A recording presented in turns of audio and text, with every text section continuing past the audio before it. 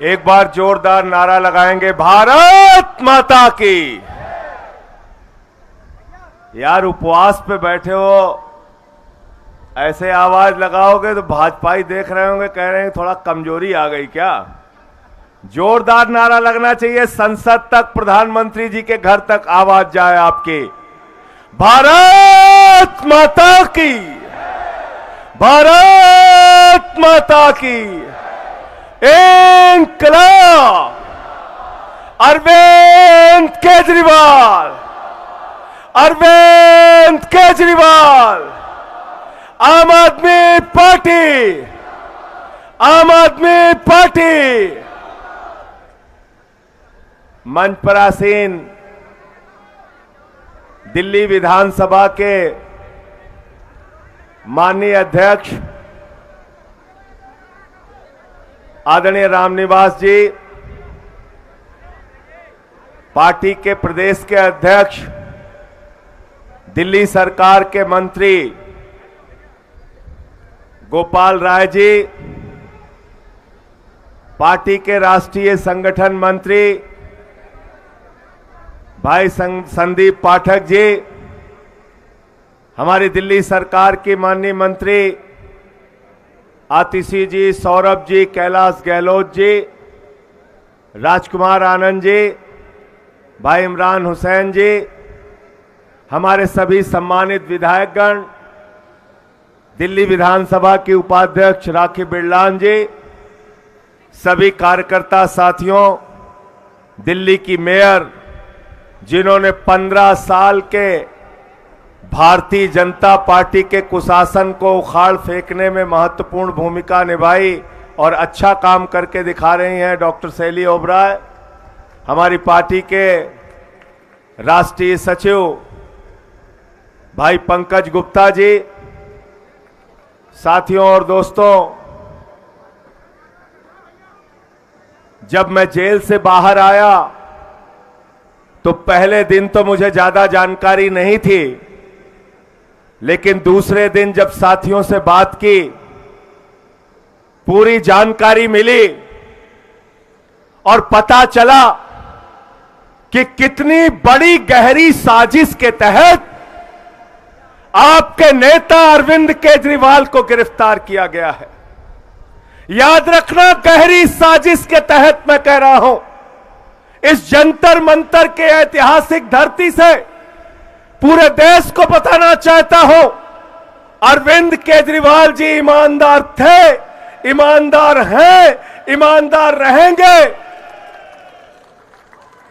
अरविंद केजरीवाल जी मुख्यमंत्री थे, मुख्यमंत्री हैं, मुख्यमंत्री रहेंगे। और गहरी साजिश मैं क्यों कह रहा हूं? गहरी साजिश इसलिए कह रहा हूं कि भारतीय जनता पार्टी ने जो मुकदमा बनाया है केजरीवाल जी के खिलाफ, 10वीं का बच्चा अगर सुनेगा, 10वीं का बच्चा, ईडी तो छोड़ दो, होमगार्ड को भी जांच करने के लिए दे दिया जाए, सिविल डिफेंस वालों को भी जांच करने के लिए दे दिया जाए, तो 3 घंटे के अंदर बता देगा कि फर्जी मुकदमा है, फर्जी मुकदमा है, फर्जी मुकदमा है।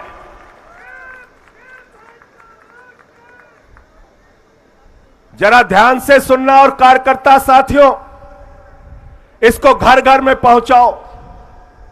कैसे गिरफ्तार किया गया केजरीवाल को? 162 गवाह ईडी के हैं, 162 गवाह,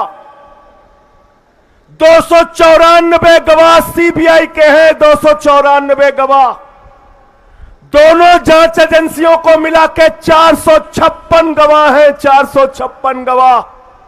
दोनों जांच एजेंसियों ने मिलाकर 50,000 पन्ने की चार्जशीट तैयार की है, 50,000 पन्ने की। और आपको मालूम है, ये 456 गवाह और 50,000 पन्ने में केजरीवाल का नाम कितनी बार आया? कितनी बार आया? जोर से बोलिए, कितनी बार? 456 में से मात्र 4 गवाहों ने केजरीवाल का नाम लिया। उन 4 गवाहों ने किन परिस्थितियों में, किस दबाव में और कैसे अरविंद केजरीवाल का नाम लिया, ये आम आदमी पार्टी के एक एक कार्यकर्ता, दिल्ली की 2 करोड़ महान जनता और देश की जनता और विपक्षी पार्टियों को पता होना चाहिए। मैं चाहूंगा हमारे साथियों के पास अगर वो फोटो हो मंगुंटा रेड्डी की तो मुझे जरूर दे दी जाए। साथियों और दोस्तों, एक व्यक्ति है मंगुंटा रेड्डी, दूसरा व्यक्ति है उसका बेटा राघव रेड्डी, तीसरा व्यक्ति है शरद रेड्डी, चौथा व्यक्ति है सी अरविंद। इन 4 लोगों ने नाम लिया। बात करते हैं मंगुंटा रेड्डी की। मंगुंटा रेड्डी के घर 16 सितंबर 2022 को ईडी छापेमारी करती है। कहते केजरीवाल से क्या मिले थे आप? उसने कहा हां मिले थे। क्यों मिले थे? अपने चैरिटेबल ट्रस्ट के लिए जमीन चाहिए थी। उसके बयान लिए गए। 10 फरवरी तक उसने कुछ नहीं कहा तो उसके बेटे को 10 फरवरी 2023 को गिरफ्तार करके भाजपाइयों की ईडी ने जेल में डाल दिया। उसके बेटे से पूछा केजरीवाल का नाम ले, पहली बार कहा नहीं लेंगे, दूसरी बार कहा नाम ले, उसने कहा साहब नहीं लेंगे, तीसरी बार कहा नाम ले, उसने कहा साहब केजरीवाल ने कुछ किया ही नहीं तो कैसे नाम ले, चौथी बार कहा नाम ले, उसने कहा साहब केजरीवाल से कोई मतलब नहीं तो कैसे नाम ले, पांचवी बार कहा नाम ले, नहीं लेंगे, 6वीं बार कहा नाम ले, उसने कहा नहीं लेंगे, 6 बार नाम लिया, 5 महीने की जेल बीत गई तो बोले जिंदगी भर जेल में सड़ेगा अगर केजरीवाल का नाम नहीं लेगा। अब वो कमजोर पड़ गया, उसने 7वीं बार केजरीवाल का नाम ले लिया। 7वीं बार नाम ले लिया। कब लिया? 16 जुलाई 2023 को। 16 जुलाई 2023 को जैसे ही उसने नाम लिया अरविंद केजरीवाल को, 18 जुलाई 2023 को ईडी वालों ने कहा बेटा अब कोई दिक्कत नहीं है, जमानत पे छूटो, घर जाओ। समझ गए? समझ गए मुकदमा? समझ गए मुकदमा? 10वीं का बच्चा पता लगा सकता है ना इस बात का कि फर्जी मुकदमा है। 16 जुलाई को जैसे ही नाम लिया, 18 जुलाई को उसकी जमानत हो जाती है। 10 बयान बाप बेटे ने दिया। मंगुंटा रेड्डी और राघव रेड्डी ने 10 बयान दिया। 10 बयान में बाप बेटे के अंतिम 2 बयानों को ईडी वालों ने कहा यह सही है, कोर्ट के सामने रख दिया। 8 बयानों को छिपा के रख लिया, बोले अनरिलाइड डॉक्यूमेंट है, जिसमें केजरीवाल के ईमानदारी का सबूत है। वो कागज ईडी छुपाती है। भारतीय जनता पार्टी की गहरी साजिश ये है साथियों। हमारे वकील गए न्यायालय के सामने, उन्होंने कहा हुजूर माई बाप, हम आरोपी जरूर हैं लेकिन हमारे कागज छिपाए क्यों जा रहे हैं, हमें दिखाइए तो। कोर्ट ने कहा भाई आरोपी का अधिकार है, सारे साक्ष्य उनको दिखाओ। जब वो ईडी के दफ्तर वकील पहुंचे तो हैरान हो गए, होश उनके उड़ गए। उन्होंने देखा 8 बयान में अरविंद केजरीवाल का नाम नहीं, सिर्फ 2 बयान में अरविंद केजरीवाल का नाम लिया गया और उसके आधार पर उठाकर उनको जेल में डाल दिया गया। तीसरा व्यक्ति है शरद रेड्डी। इसकी कहानी बड़ी मजेदार है, ध्यान से सुनना। शरद रेड्डी को ईडी ने कहा यह मुख्य घोटालेबाज है, किंग पिन है ये। 9 नवंबर 2022 को उसके घर में छापा पड़ा। 10 नवंबर 2022 को उसको गिरफ्तार कर लिया गया। 10 नवंबर 2022 से लेकर 25 अप्रैल 2023 तक 1-2 नहीं 12 बयान उसके लिए गए। 12 बयान। 10 बयान में उसमें अरविंद केजरीवाल का नाम नहीं लिया। अंतिम के 2 बयान में जब उसने केजरीवाल का नाम लिया तो ईडी वालों ने कहा बेटा अब तुम्हारी जमानत करा देंगे। उसने कहा कैसे होगी? बोले कह देना अदालत में कमर दर्द हो रही है, जमानत हो जाएगी। मनीष सिसोदिया जी की पत्नी पिछले 20 साल से एक बीमारी से ग्रसित है। इस पीड़ा की घड़ी में अपने पति का उनको इंतजार है, उनको जमानत नहीं मिलती, लेकिन कमर दर्द के नाम पर मुख्य घोटालेबाज किंगपिन को जमानत मिल जाती है। एक ईमानदार आदमी जिसकी बेगुनाही के सबूत चिल्ला चिल्ला कर बोल रहे हैं, उसकी जमानत का विरोध करने के लिए ईडी एड़ी चोटी लगा देती है अरविंद केजरीवाल की जमानत का विरोध करने के लिए, लेकिन शरद रेड्डी को कमर दर्द के नाम पे जमानत मिल जाती है। और वह शरद रेड्डी कौन है? 10 नवंबर को गिरफ्तार हुआ, 15 नवंबर को भाजपाइयों को नजराना पेशगी पहुंचा दी उसने। कितने की? कितने की? कितने की? पीछे तक बोलिए जिससे याद रहे, मीडिया वाले भी सुने।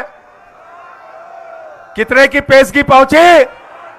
जोर से बोलो, मीडिया वाले नहीं सुन रहे। 5 करोड़।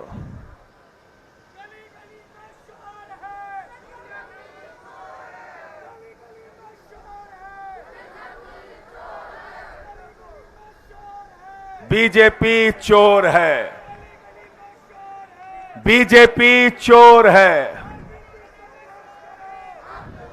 बैठ जाओ।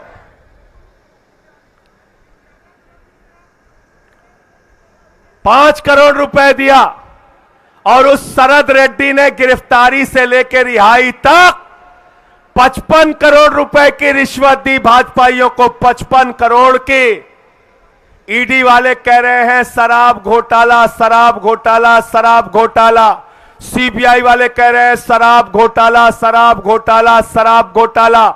इनकम टैक्स वाले कह रहे हैं शराब घोटाला, शराब घोटाला, शराब घोटाला। अरे शराब घोटाला तो खुल गया, तुम्हारे माई बाप भारतीय जनता पार्टी वालों ने शराब घोटाला किया है। किया है कि नहीं किया? बताओ, किया है कि नहीं किया? किया है ना शराब घोटाला? शराब घोटाला किया है भारतीय जनता पार्टी वालों ने। मैं इस मंच से कहना चाहता हूं एलजी साहब से, एलजी साहब, अगर आपको अपने पद की जरा सी भी नैतिकता है, भारत के संविधान में जरा सा भी भरोसा है, तो आज ही चिट्ठी लिखो, सीबीआई की जांच कराओ, ईडी की जांच कराओ, इनकम टैक्स की जांच कराओ, भारतीय जनता पार्टी के नेताओं का कॉलर पकड़ के उनको जेल में डालने का काम करो। शराब घोटाला उन्होंने किया है। गलत तो नहीं कह रहा हूं? गलत तो नहीं कह रहा हूं? आतिशी जी, शराब घोटाला, खुला हुआ शराब घोटाला, भाजपा के नाम का शराब घोटाला, उसमें एलजी साहब चिट्ठी क्यों नहीं लिखते? क्यों नहीं लिखते? मैं अपने सभी मंत्रियों से, विधायकों से अनुरोध करूंगा कि बीजेपी के शराब घोटाले पर जांच के लिए ये 55 करोड़ की मनी टेल जो मिली है, इस पर बीजेपी के नेताओं से पूछताछ की जाए, गिरफ्तारी की जाए। इसकी मांग देश की सरकार से, एलजी से, राष्ट्रपति से हम सबको मिलकर करनी चाहिए। गोपाल भाई, गलत कह रहा हूं? बिल्कुल होनी चाहिए। इनकी गिरफ्तारी करो, जेल में डालो। कहते हैं भाजपाइयों का तो हाल हो गया है, चोरी भी और सीना जोरी भी।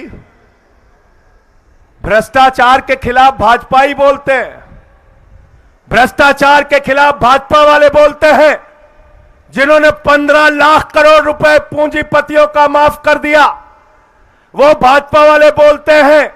जिन्होंने नोटबंदी का घोटाला किया, जिसने हिंडनबर्ग के घोटाले को बचाने का काम किया, जिसने देश की सारी संपत्ति एक आदमी के नाम पर नीलाम कर दिया और देश भर के सारे बड़े भ्रष्टाचारियों को चुन चुन कर माला पहना के पैर छूकर भारतीय जनता पार्टी में शामिल कर लिया। ऐसी भ्रष्टाचारी पार्टी भ्रष्टाचार के खिलाफ बोलती है। आजादी के बाद से लेकर आज तक हिंदुस्तान की धरती पर भ्रष्टतम पार्टी अगर कोई है, सबसे भ्रष्ट पार्टी अगर कोई है, तो उस पार्टी का नाम है भारतीय जनता पार्टी। वो पीछे से कह रहे हैं बंगारू जनता पार्टी, याद हो गया। ताली बजाओ इनके लिए। इनको याद हो गया नाम जो मैंने पहले दिन बताया था, बंगारू जनता पार्टी। बंगारू लक्ष्मण राष्ट्रीय अध्यक्ष था बीजेपी का। रक्षा सौदे में रिश्वत लेते हुए कैमरे के सामने पकड़ा गया। 4 साल की सजा हुई थी। सजा हुई थी। और इतने भोला बालक बन जाते हैं भाजपाई, कहते हैं इस्तीफा दो, इस्तीफा दो, इस्तीफा दो। अरे जब एक ईमानदार आदमी अरविंद केजरीवाल, उनके खिलाफ कोई सबूत नहीं, गवाह तुमने जबरदस्ती के बनाए, तो ये इस्तीफा की नौटंकी मत करो। अरविंद केजरीवाल ईमानदार थे, ईमानदार हैं, ईमानदार रहेंगे। अरविंद केजरीवाल वो शख्स है जिन्होंने आईआरएस की नौकरी को लात मारकर देश सेवा का संकल्प लिया। अरविंद केजरीवाल वो शख्स है जिन्होंने 13 दिन तक भ्रष्टाचार विरोधी आंदोलन चलाया। अरविंद केजरीवाल वो शख्स है जिन्होंने दिल्ली की जनता को बिजली के मामले में राहत दिलाने के लिए 1-2 दिन का नहीं, 15 दिन का अनशन रखा। अरविंद केजरीवाल वो व्यक्ति हैं जिन्होंने 10 दिन का अनशन इसी जंतर मंतर पे रखा।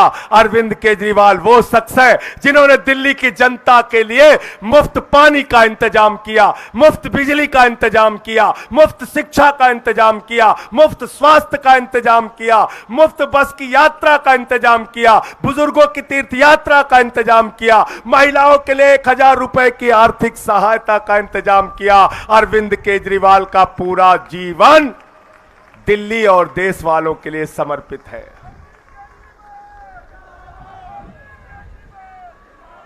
और ऐसे आदमी को आप पकड़ के जेल में डाल दिए।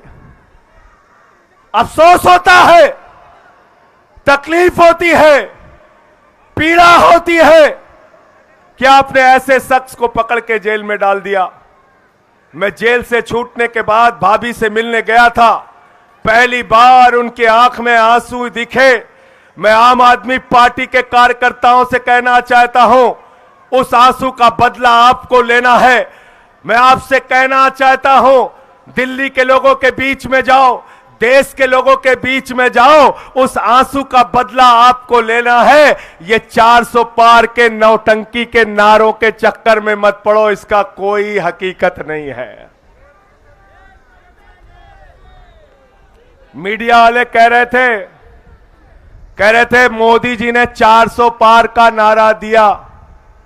हमने कहा सिर्फ 400 पार का नारा क्यों नहीं 600 पार का नारा दिया। भाजपा वाले 600 पार का भी नारा दे सकते हैं। भाजपा वाला कह सकते हैं कुछ सीट पाकिस्तान से आएगी, कुछ बांग्लादेश से आएगी, कुछ श्रीलंका से आएगी, कुछ अफगानिस्तान से आएगी। तो 700 पार का भी नारा दे सकते हैं। क्या नारा दिया था दिल्ली में, गोपाल जी याद है आपको? 45 पार। कितना नारा दिया था बीजेपी वालों ने? कितना दिया था? आई कितनी? चलो भाई ये सब नहीं बोलूंगा। ये कह रहे हैं आई तड़ी पार। 8 सीट आई, 8 सीट, 8 सीट आई, 8 सीट। बंगाल में कितना नारा दिया था? 200 पार। कितना नारा दिया था? 200 पार। कितना नारा दिया था? आई कितनी? 1/4। 50-55 सीट आई। हरियाणा में कितना नारा दिया था? कितना नारा दिया था? 75 पार। आई कितनी? 40 सीट। मेघालय या मिजोरम कौन सा अभी मुझे चुनाव बता रहे थे, वहां नारा दिया था 21 पार, वहां आई 1 सीट। कितनी आई? 1 सीट। जब 21 पार का नारा देते हो आती है 21, 1 जब 200 पार का नारा देते हो आती है 50, जब 45 पार का नारा देते हो आता है 8, तो जब 400 पार का नारा दे रहे हो तो आएगी 4। थोड़ा कम बोल रहे हो तुम लोग, इतने 4 थोड़ा है 40। तोमर जी कह रहे हैं 40 आएगी, 40 मान लें। चलो बहुत ताकत लगाएंगे, 100 आ जाएगी। इन जुमलों में मत फंसना, इन जुमलों के चक्कर में मत फंसना, मैं आपसे कहना चाहता हूं। बैठ जाओ बैठ जाओ। और एक चीज बताओ, इतने दिन से मीडिया वाले पत्रकारिता का कवरेज कर रहे हैं, बहुत सारे नेताओं को इन्होंने देखा है। रामनिवास गोयल जी हमारे बड़े वरिष्ठ नेता है, इन्होंने भी बहुत सारे नेताओं को देखा है। रामनिवास जी जरा मुझे बताइए, हिंदुस्तान का कोई नेता अगर 400 पार सीट का नारा देकर उसके मन में विश्वास है कि 400 सीट आएगी, तो कभी वो मुख्यमंत्री को गिरफ्तार करेगा क्या? करेगा क्या? करेगा क्या? कभी वो कांग्रेस पार्टी का खाता सीज करेगा क्या? कभी वो झारखंड के मुख्यमंत्री को गिरफ्तार करेगा क्या? भैया 400 पार का जिसका नारा होता है और उसको यकीन होता है कि हमारी सरकार बन रही है, वो ऐसे हथकंडे नहीं अपनाता। इसलिए मोदी जी हार रहे हैं और 2024 में वापस जा रहे हैं।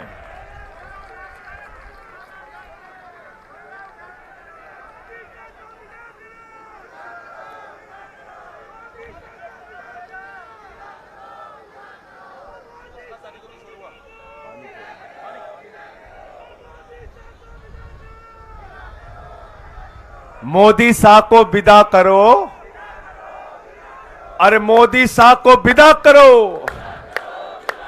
अरे मोदी शाह को विदा करो, अरे महंगाई को विदा करो, अरे बेरोजगारी को विदा करो, अरे भ्रष्टाचार को विदा करो, अरे तानाशाही को विदा करो, अरे अत्याचार को विदा करो, अरे लूटखोरी को विदा करो, तानाशाही को विदा करो, हिटलर शाही को विदा करो। विदा करना है इनको।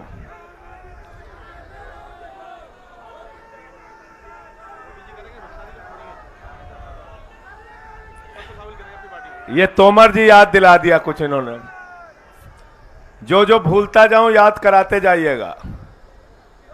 भाजपा ये कह रहे हैं हम भ्रष्टाचार के खिलाफ लड़ाई लड़ रहे हैं। मोदी जी ने कहा है हमारी गारंटी है, ये मोदी की गारंटी है, एक भी भ्रष्टाचारी को नहीं छोड़ूंगा, इसकी गारंटी है। पूरब से लेके पश्चिम तक, उत्तर से लेके दक्षिण तक, एक एक भ्रष्टाचारी को बीजेपी में शामिल करूंगा, ये मोदी की गारंटी है। क्यों मुकेश गोयल जी, गारंटी है नहीं है? अजीत पवार को 70,000 करोड़ रुपए का घोटाला करने के बाद बीजेपी में शामिल करूंगा, मोदी जी की गारंटी। जोर से बोलो यार, खा के नहीं आए हो क्या? अरे उपवास पे तो हम भी हैं भाई।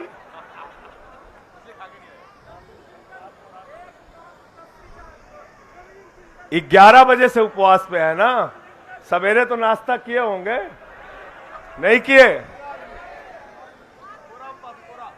पूरा उपवास है ना?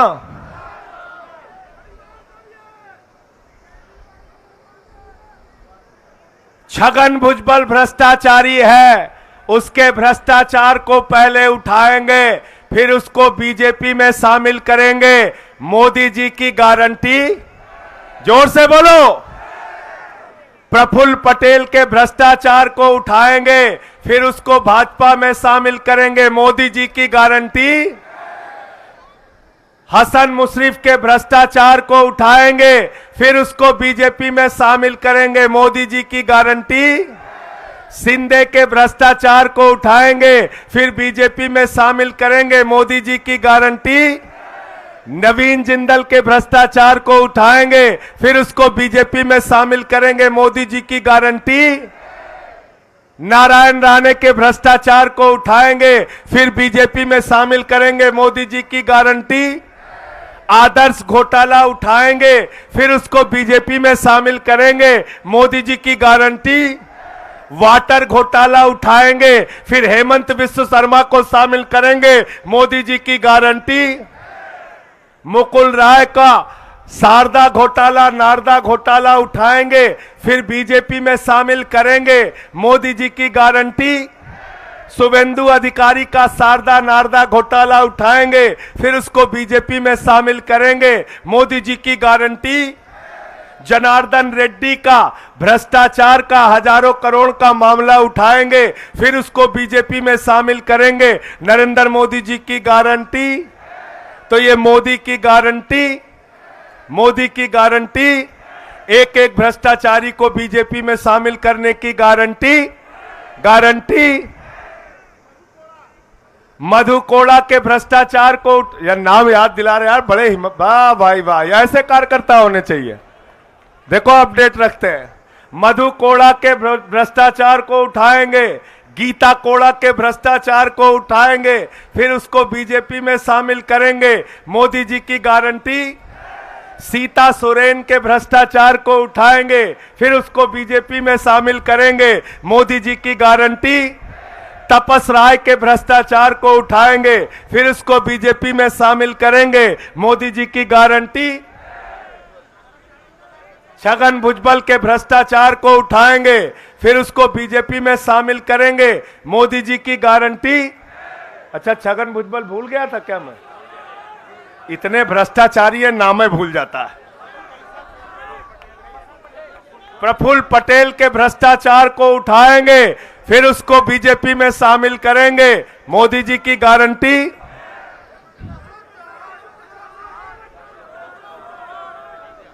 अशोक चौहान बोल दिया, आदर्श घोटाला बोल दिया। आदर्श घोटाले से अशोक चौहान सब समझते हैं।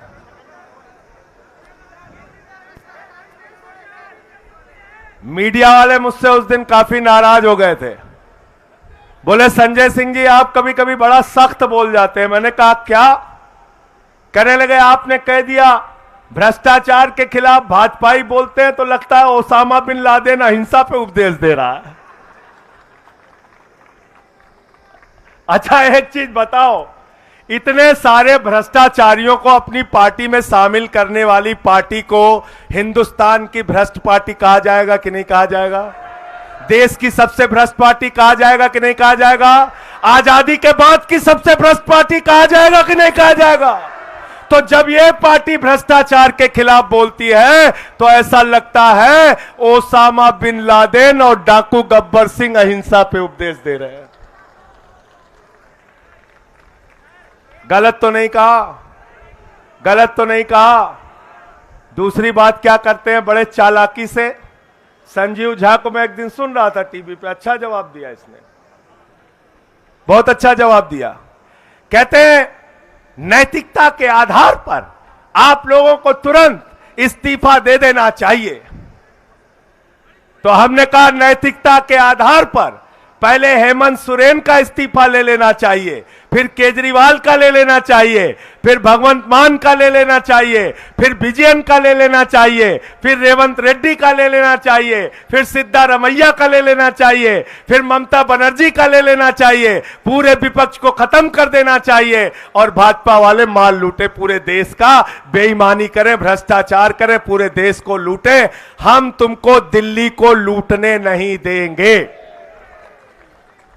15 साल लूटा ना तुमने एमसीडी को, यहां बैठी है शैली ओबराय, 15 साल एमसीडी को लूटा, वहां से कॉलर पकड़ के तुमको खींच के जनता ने कूड़ेदान में पहुंचा दिया। झाड़ू है हमारे पास? झाड़ू है? तो तुम चाहते हो ममता बनर्जी हट जाए, तुम बंगाल लूटो, भगवंत मान हट जाए, पंजाब लूटो, केरल में विजयन हट जाए, तुम केरला लूटो।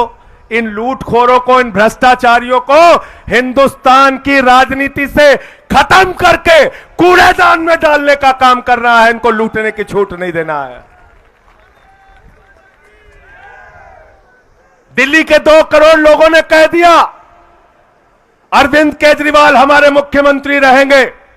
दिल्ली की विधानसभा में बहुमत पास करके कह दिया अरविंद केजरीवाल हमारे मुख्यमंत्री रहेंगे। देश के लोगों ने कह दिया अरविंद केजरीवाल को ही मुख्यमंत्री रहना चाहिए, तो अरविंद केजरीवाल मुख्यमंत्री थे, हैं और रहेंगे। और हमसे मीडिया वाले कह रहे थे विनय सक्सेना जी ने कहा है, एलजी साहब ने कहा है हम जेल से सरकार नहीं चलने देंगे। तो मैंने कहा हिंदुस्तान का संविधान बाबा साहब डॉक्टर भीमराव अंबेडकर ने लिखा है, किसी नरेंद्र मोदी और विनय सक्सेना ने नहीं लिखा, याद रखना।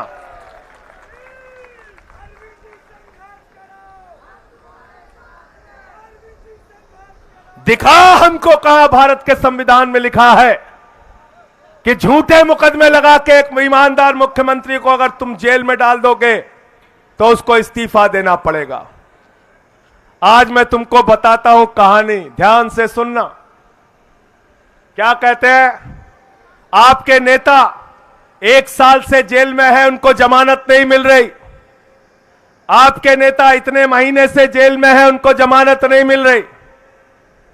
तो आज के बाद जब टीवी पे हमारा प्रवक्ता जाए, भाजपा के बीच में जाए, तो उनसे पूछना अटल बिहारी वाजपेयी जी 19 महीने देश की जेल में रहे, उनको जमानत नहीं मिली। लाल कृष्ण आडवाणी जी 19 महीने देश की जेल में रहे, उनको जमानत नहीं मिली।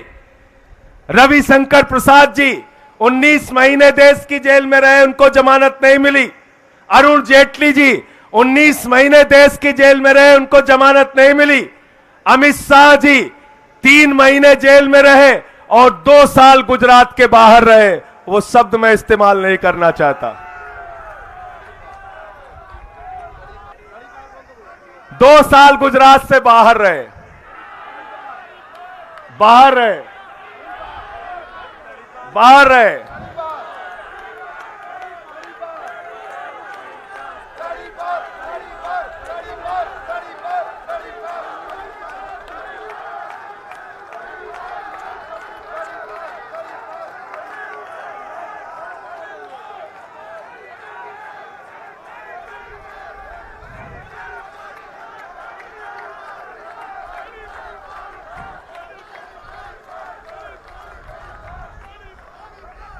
रहे कि नहीं रहे? न्याय कितने साल में मिला उनको? 5 साल के बाद 2015 में जब उनकी सरकार हो गई तब वो बरी हुए। 5 साल तक मुकदमा चला, 2010 से लेकर 2015 तक। अटल बिहारी वाजपेयी जिनका हम सब सम्मान करते हैं, वो 19 महीने जेल में रहे, देश के प्रधानमंत्री बने। अरुण जेटली जी 19 महीने जेल में रहे, देश के कानून मंत्री और वित्त मंत्री बने। रविशंकर प्रसाद जी 19 महीने जेल में रहे, देश के कानून मंत्री, आईटी मंत्री और बड़े बड़े मंत्री पदों पर रहे। आडवाणी जी देश के जेल में 19 महीने रहे और देश के उप प्रधानमंत्री बने, गृह मंत्री बने। भारत रत्न से उनको नवाजा गया। इसलिए याद रखना, दुनिया के इतिहास में अगर किसी भी विपक्षी पार्टी ने किसी नेता को जेल में डाला है तो उसका राजनीतिक कद आसमान पे पहुंचा है, कभी वो नीचे नहीं आया है, याद रखना। मुकदमा चल रहा है, कानून की जटिलताएं हैं, पीएमएलए के कानून में ऐसी जटिलताएं हैं जिसकी वजह से जमानत मिलने में लेट होते हैं साथियों। लेकिन इसका मतलब यह नहीं कि भ्रष्टाचार साबित हो गया, इसका मतलब यह नहीं कि आरोप सिद्ध हो गया। और मैंने तो उस दिन भी कहा था, आज भी कह रहा हूं, कानून की निगाह में राष्ट्रपति और राज्यपाल को छोड़कर देश के प्रधानमंत्री को भी छूट नहीं है भैया। अगर केरल में मुकदमा हो गया, तमिलनाडु में हो गया, बंगाल में हो गया, अगर पंजाब में मोहाली और रोपड़ में हो गया, तो प्रधानमंत्री जी को दरोगा बुलाएगा और थाने थाने घूमना पड़ेगा। गलत तो नहीं कह रहा हूं? गलत तो नहीं कह रहा हूं? समय बता दीजिएगा भाई अगर ज्यादा हो रहा हो तो। ठीक है, ठीक है। साथियों और दोस्तों, मैं आप सबसे यही कहना चाहता हूं, ये बड़ी लड़ाई है और इस बड़ी लड़ाई के अंदर एक महाभ्रष्ट पार्टी भारतीय जनता पार्टी आपके सामने है। उस भारतीय जनता पार्टी का शराब घोटाला पूरे देश के सामने उजागर हो चुका है। 55 करोड़ रुपए की रिश्वत, उसका मनी ट्रेल, 5 करोड़ का पहले मिला ले तो 60 करोड़ रुपए का साफ साफ भ्रष्टाचार, भारतीय जनता पार्टी का भ्रष्टाचार पूरे देश के सामने आ चुका है। भ्रष्टाचारियों को चुन चुनकर अपने पार्टी में शामिल करने का मामला पूरे देश के सामने आ चुका है। अग्निवीर जैसी योजना हो, महंगाई हो, पूंजीपतियों का 15 लाख करोड़ रुपए माफ करना हो, या 750 किसानों की शहादत हो, या हिंदुस्तान के लोकप्रिय मुख्यमंत्री अरविंद केजरीवाल की गिरफ्तारी का मामला हो, एक एक चीज का बदला इनसे लेना है, एक एक चीज का हिसाब इनसे लेना है। और अगर हिसाब लेना चाहते हो तो 4 गुना ताकत से काम करना, लोगों के बीच में जाना और सच्चाई बताना, लोगों के बीच में जाकर 2024 में इस सरकार को उखाड़ कर फेंकना है, इस संकल्प को मजबूत करना, जाना और बताना किस तरह से आपके नेता अरविंद केजरीवाल को फंसाया गया है, कैसे उनके ऊपर झूठे मुकदमे लगाए गए हैं। 20,000 पन्ने तो छिपा के रखे हैं ईडी ने, 20,000 पन्ने। उस 20,000 पन्ने की सच्चाई क्या है वो आने वाले दिनों में कोर्ट के सामने आएगी और दूध का दूध, पानी का पानी हो जाएगा। अरविंद केजरीवाल, मनीष सिसोदिया, सत्येंद्र जैन छूटेंगे, जेल के ताले, जेल के ताले टूटेंगे, जेल के ताले टूटेंगे, जेल के ताले टूटेंगे, अरे जेल के ताले टूटेंगे, अरे जेल के ताले टूटेंगे, अरे जेल के ताले टूटेंगे। अरे हिटलर शाही मुर्दाबाद, अरे मोदी शाही मुर्दाबाद, अरे तानाशाही मुर्दाबाद। हर जोर जुल्म के टक्कर में, हर जोर जुल्म के टक्कर में, हर जोर जुल्म के टक्कर में, और जो हमसे टकराएगा, और जो हमसे टकराएगा, और जो हमसे टकराएगा, आम आदमी जिंदाबाद, केजरीवाल जिंदाबाद, हमारे साथी जिंदाबाद, हमारे साथी जिंदाबाद, हमारे कार्यकर्ता जिंदाबाद, आम आदमी जिंदाबाद, अरे आम आदमी जिंदाबाद। अरे जेल के ताले टूटेंगे, जेल के ताले टूटेंगे, लड़ेंगे, लड़ेंगे, लड़ेंगे, लड़ेंगे, लड़ेंगे, अरे लड़ेंगे, अरे लड़ेंगे, अरे लड़ेंगे, लड़ेंगे।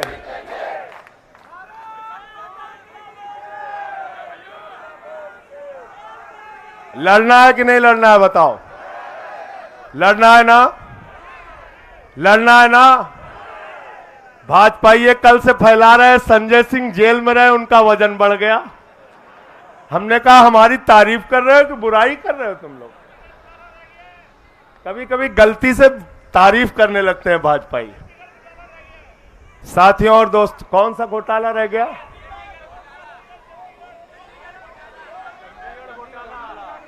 चंडीगढ़ घोटाला रह गया। जर्नल देख लो, तुम्हारी गलती है ये, तुम्हारी गलती है। तुम चंडीगढ़ का काम देख रहे थे, तुम्हारा और बोले नहीं। तुम वो देखो वहां से कार्यकर्ता बोल रहा है, उसके लिए आप ताली बजाइए, आप ताली बजाइए। बहुत अच्छा याद दिलाया। कह रहे हैं केजरीवाल इस्तीफा दे दें। हमने कहा बेईमानों, 1 साल से मणिपुर जल रहा है। कारगिल के योद्धा, भारत माता के लिए लड़ने वाले जवान की पत्नी को निवस्त करके मणिपुर में घुमाया गया। उस कारगिल के योद्धा ने कहा, मैंने भारत माता की तो रक्षा की, अपनी पत्नी की रक्षा नहीं कर पाया। महिलाओं को निवस्त करके घुमाया गया मणिपुर में, दंगे हुए, फसाद हुए, हजारों लोगों की जान गई।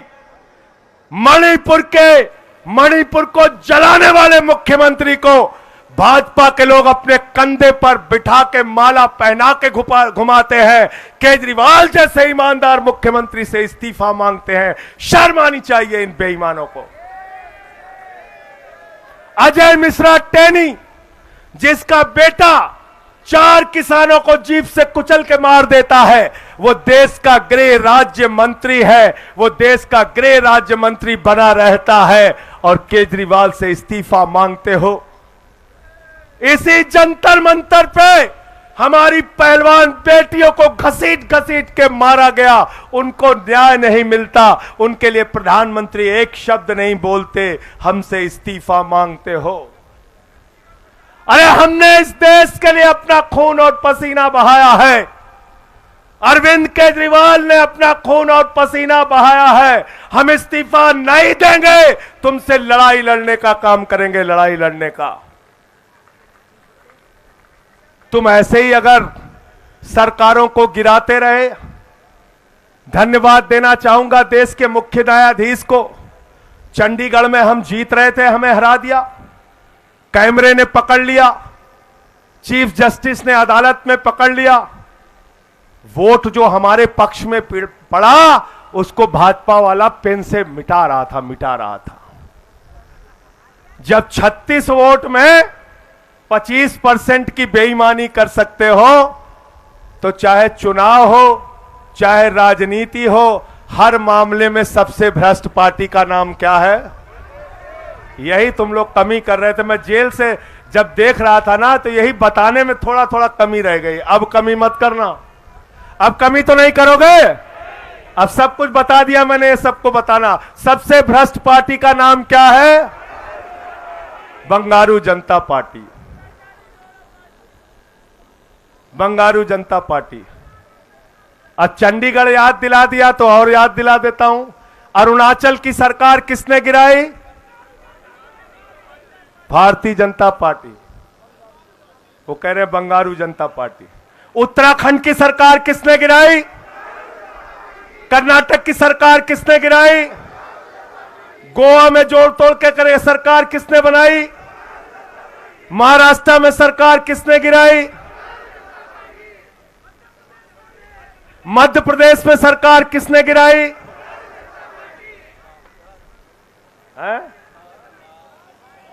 बिहार की सरकार किसने गिराई? बंगारू जनता पार्टी। तो भाजपाइये हम लोगों को बेवकूफ समझते हैं क्या आतिशी जी? हमको बेवकूफ समझते हो? नैतिकता, नैतिकता, तुम्हारी नैतिकता यह है कि तुम गुंडों और अपराधियों की तरह एक के बाद दूसरी, दूसरे के बाद तीसरी सरकारों को गिराने का काम करते हो। दिल्ली में तुम्हारी ये चालबाजी हम चलने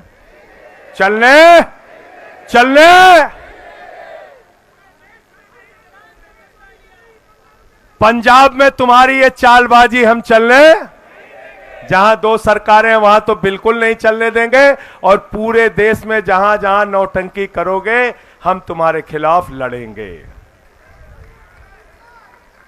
अंत में एक वादा आपसे लेकर अपनी बात को खत्म करूंगा, और पीछे तक हाथ उठना चाहिए। जहां 23 सीट पर आम आदमी पार्टी चुनाव लड़ रही है, तन मन धन से चुनाव तक दिन रात उन इलाकों में जाकर मेहनत करोगे कि नहीं करोगे? करोगे कि नहीं करोगे? पार्टी को जिताने का काम करोगे कि नहीं करोगे? पूरे देश में जहां जहां इंडिया गठबंधन लड़ रहा है, चाहे वो कांग्रेस पार्टी का हो, समाजवादी पार्टी का हो, जो भी इंडिया गठबंधन की पार्टियां हैं, जहां जहां इंडिया गठबंधन का कैंडिडेट लड़ रहा है, आम आदमी पार्टी का कैंडिडेट नहीं है, वहां भी 4 गुना ज्यादा मेहनत से, दिन रात मेहनत करके उन इंडिया गठबंधन के प्रत्याशियों को जिताने का काम करोगे कि नहीं करोगे?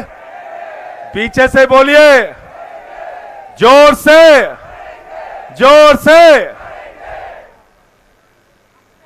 इंडिया गठबंधन की सरकार 2024 में बनाना है और इन बेईमानों को देश की सत्ता से।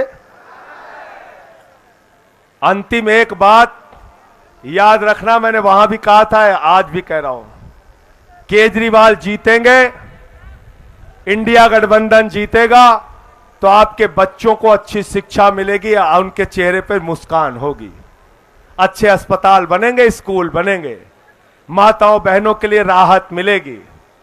और अगर भाजपाई जीत गए तो क्या देंगे आपको? क्या देंगे?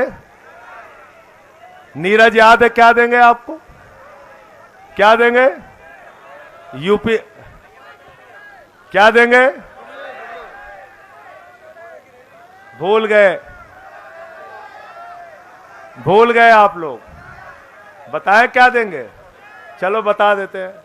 हमारे 4 लोकसभा के प्रत्याशी भी यहां पे हैं। मैं चाहूंगा पहले उनका परिचय करा दूं। महाबल मिश्रा जी हैं, कुलदीप भाई हैं, हमारे सोमनाथ भारती जी, सोमनाथ भारती जी है, सही राम पहलवान जी, सही राम जी।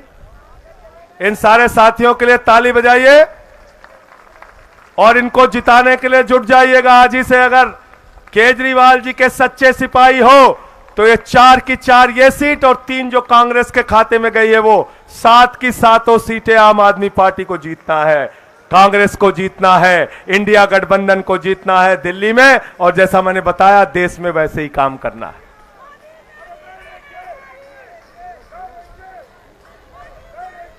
अच्छा, मैं बता रहा था कि भाजपा वाले जीतेंगे तो क्या जीतेंगे, अभी कोई सही जवाब आया नहीं है। मैं बता रहा हूं, मैं बता रहा हूं। अरविंद केजरीवाल जी, हाँ क्या बताओ? नहीं, अभी सही जवाब आया नहीं। मैं दे रहा हूं। अरविंद केजरीवाल अपना भाषण देते हैं, गोपाल राय जी देते हैं, संदीप पाठक देते हैं, आतिशी देती है, सौरभ भारद्वाज जी हमारे बोलते हैं, जहां जहां भाषण देते हैं, सौरभ भाई प्रेस कॉन्फ्रेंस करते हैं, जहां जहां जाते हैं कहते हैं हम अच्छे स्कूल बनाएंगे, अच्छे अस्पताल बनाएंगे, अच्छी सड़कें बनाएंगे। सौरभ भाई कहां है? आप अस्पताल बनाने के काम में लगे हैं ना, आपको पता ही नहीं मोदी जी क्या बना रहे हैं।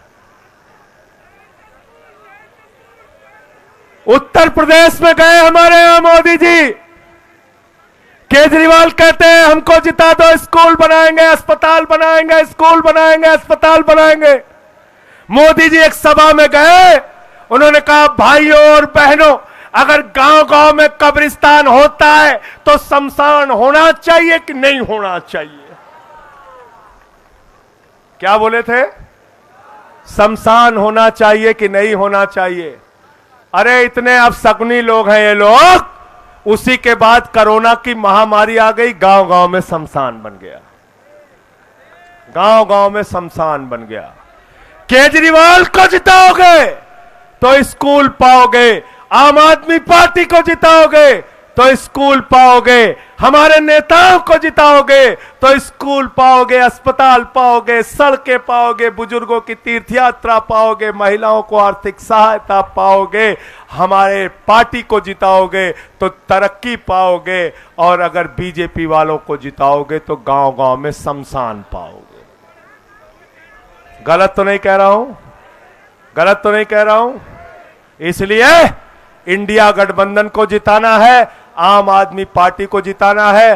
अंत में एक बार फिर से वही नारा, जेल के ताले टूटेंगे, जेल के ताले टूटेंगे, जेल के ताले टूटेंगे, जेल के ताले टूटेंगे, जेल के ताले टूटेंगे। बहुत बहुत धन्यवाद, बहुत बहुत शुक्रिया।